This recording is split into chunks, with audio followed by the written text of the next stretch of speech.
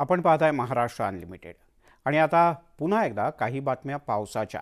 रायगडमध्ये ढगफुटी सदृश पाऊस झाला। मुसळधार पावसामुळे किल्ले परिसरात जोरदार पाऊस झाल्याने प्रचंड पाणी वाहत होतं। किल्ल्याच्या पायऱ्यांवरून सुद्धा पाण्याचा प्रवाह जबरदस्त होता। अनेक पर्यटक या ठिकाणी काही काळ अडकून पडले होते। मुसळधार पावसामुळे किल्ल्यावरील पायऱ्यांना धबधब्याचं रूप आलं। अशात गडावर ट्रेकिंगसाठी गेलेले अनेक पर्यटक पायऱ्यांवर अडकून पडले।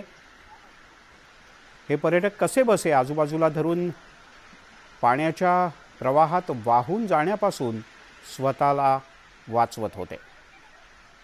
प्रमोद पाटील आपल्यासोबत जोडले गेलेत, आपले प्रतिनिधी। प्रमोद, पाण्याला जबरदस्त वेग आहे इकडे। नक्कीच मिलिंद, आपण बघत असाल मागील 2 दिवसापासून प्रचंड मोठ्या प्रमाणामध्ये अत्यंत मोठ्या प्रमाणात अशा प्रकारची पर्जन्यवृष्टी सुरू आहे।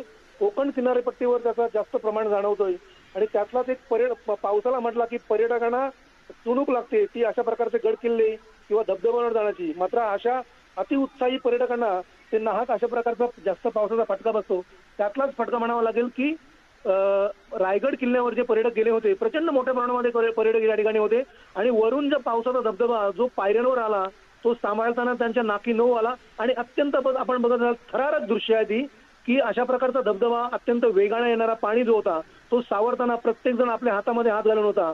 मात्र आता प्रशासनाने याची गंभीर दखल घेतलेली आहे आणि मिलिंद, आता हा जो गड किल्ला आहे, रायगड जो किल्ला आहे, हा पूर्णपणे पर्यटकांची बंद करण्यात आलेला आहे।